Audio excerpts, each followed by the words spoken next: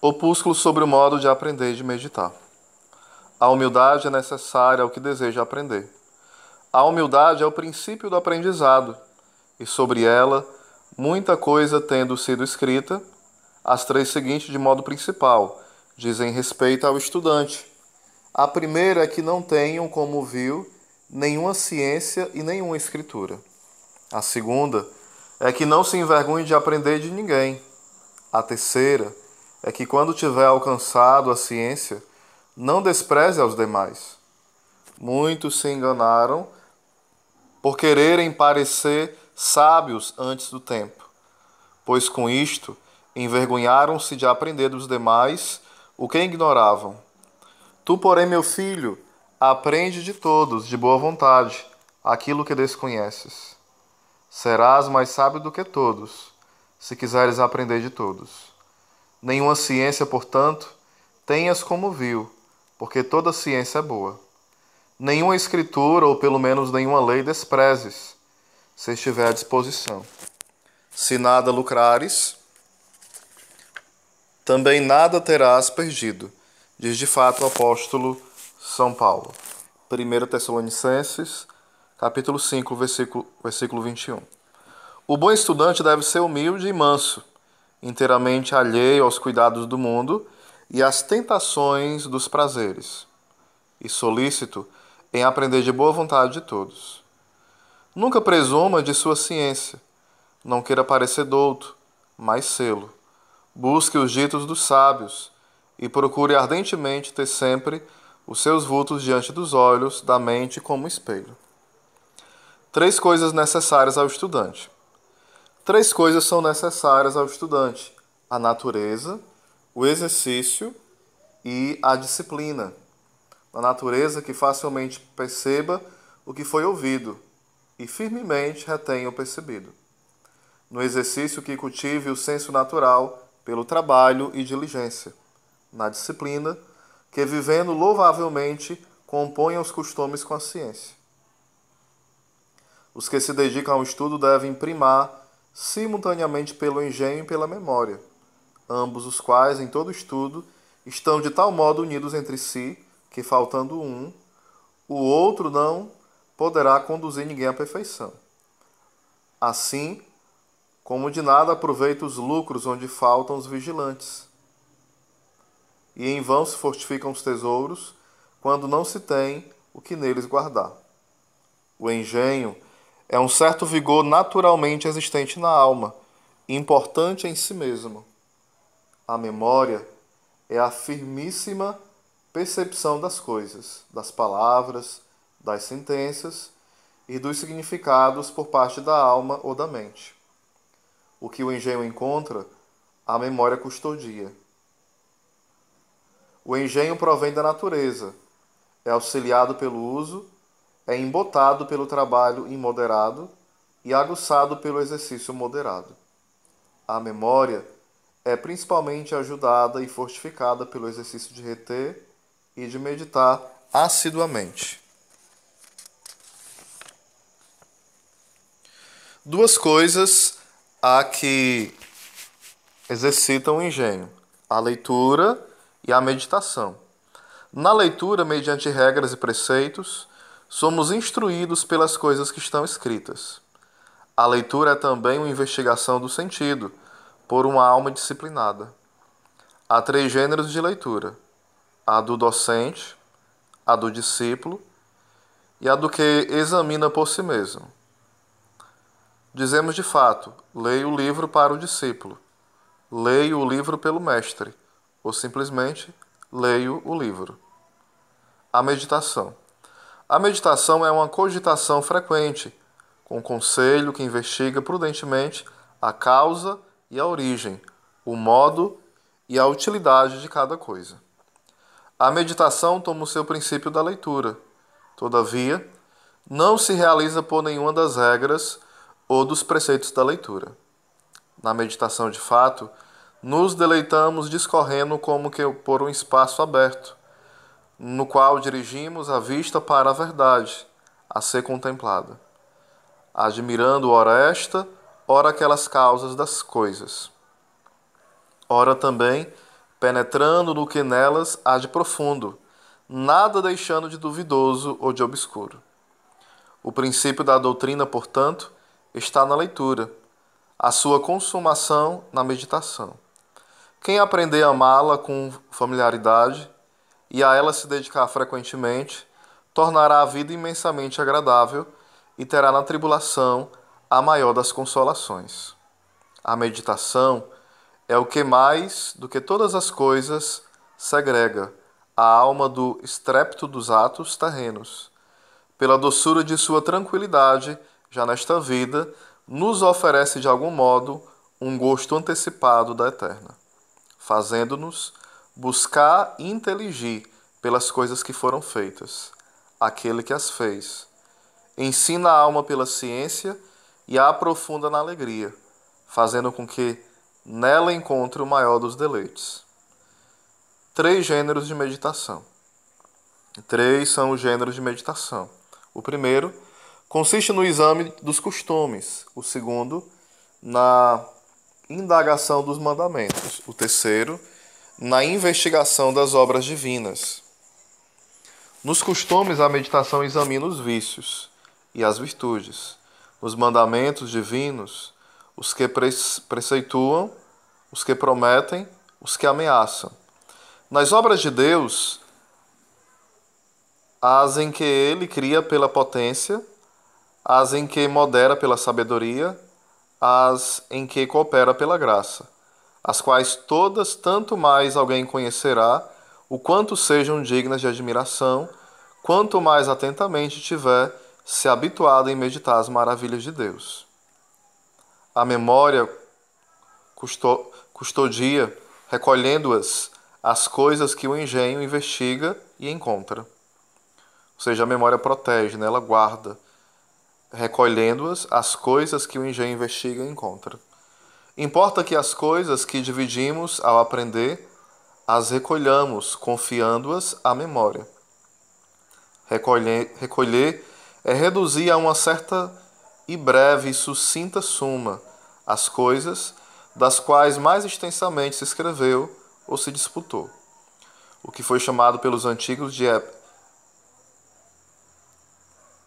epílogo, isto é, uma breve recapitulação do que foi dito. A memória do homem se regozija na brevidade, e se é dividida em muitas coisas, torna-se menor em cada uma delas. Devemos, portanto, em todo estudo ou doutrina, recolher algo certo e breve, que guardemos na arca da memória, de onde, posteriormente, sendo necessário, as possamos retirar. Será também necessário revolvê-las frequentemente, chamando-as para que não envelheçam pela longa interrupção do ventre da memória ao paladar. 3 são as visões da alma racional: o pensamento, a meditação e a contemplação.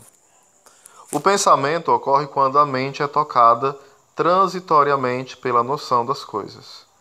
Quando a própria coisa se apresenta, subitamente a alma pela sua imagem, seja entrando pelo sentido, seja surgindo da memória.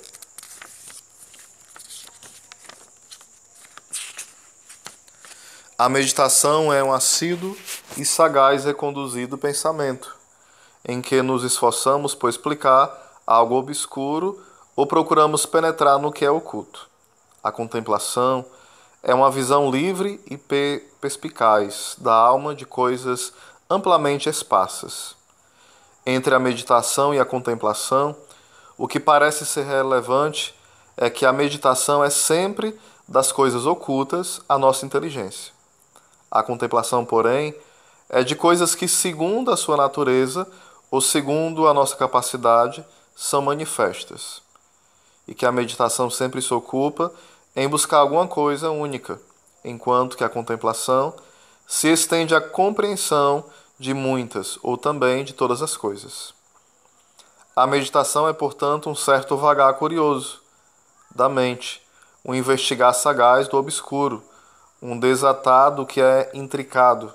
A contemplação é aquela vivacidade da inteligência, que, possuindo todas as coisas, as abarca em uma visão plenamente manifesta.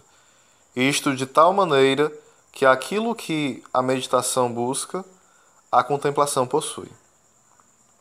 Dois gêneros de contemplação. Há, porém, dois gêneros de contemplação. Um deles, que é o primeiro e que pertence aos principiantes, consiste na consideração das criaturas. O outro, que é o último e que pertence aos perfeitos, consiste na contemplação do Criador. No livro dos Provérbios, Salomão principiou como que, meditando no Eclesiastes, elevou-se ao primeiro grau da contemplação. Finalmente, no Cântico dos Cânticos, transportou-se ao Supremo. Para que, portanto, possamos distinguir estas três coisas pelos seus próprios nomes, diremos que a primeira é meditação, a segunda, especulação e a terceira, contemplação. Na meditação, a perturbação das paixões carnais, surgindo importunamente, obscurece a mente inflamada por uma piedosa devoção. Na especulação, a novidade da insólita visão a levanta a admiração. Na contemplação, o gosto de uma extraordinária doçura a transforma toda em alegria e contentamento. Portanto, na meditação temos solicitude, na especulação, admiração e na contemplação, doçura. Três partes da exposição. A exposição contém três partes: a letra, o sentido e a sentença. A letra é a correta ordenação das palavras, a qual também chamamos de construção.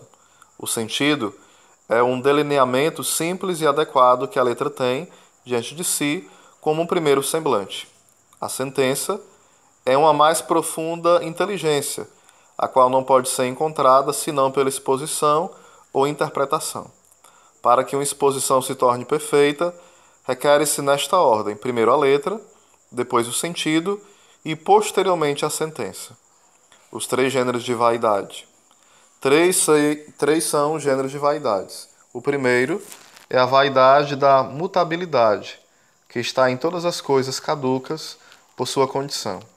O segundo é a vaidade da curiosidade ou da cobiça, que está na mente dos homens pelo amor desordenado das coisas transitórias e vãs. O terceiro é a vaidade da mortalidade, que está nos corpos humanos pela penalidade. As obrigações da eloquência. Disse Agostinho, famoso por sua eloquência, e o disse com verdade que o homem eloquente deve aprender a falar de tal modo que ensine, que deleite e que submeta. A isto acrescentou que o ensinar pertence à necessidade, o deleitar à suavidade e o submeter à vitória. Dessas três coisas, a que foi colocada em primeiro lugar, isto é, a necessidade de ensinar, é constituída pelas coisas que dizemos, as outras duas pelo modo como as dizemos. Quem, portanto, se esforça no falar, em persuadir o que é bom, não despreze nenhuma destas coisas. Ensine, deleite e submeta, orando e agindo para que seja ouvido inteligentemente, de boa vontade e de forma obediente.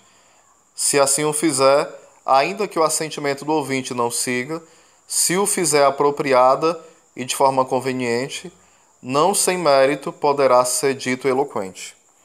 O mesmo Agostinho parece ter requerido que ao ensino, ao deleite e à submissão também pertençam outras três coisas, ao dizer de modo semelhante: aquele que puder dizer o pequeno com humildade, o moderado com moderação, o grande com elevação. Quem deseja conhecer e ensinar, aprenda, portanto, quanto há para se ensinar e adquira a faculdade de dizê-las, como convém a um homem de igreja.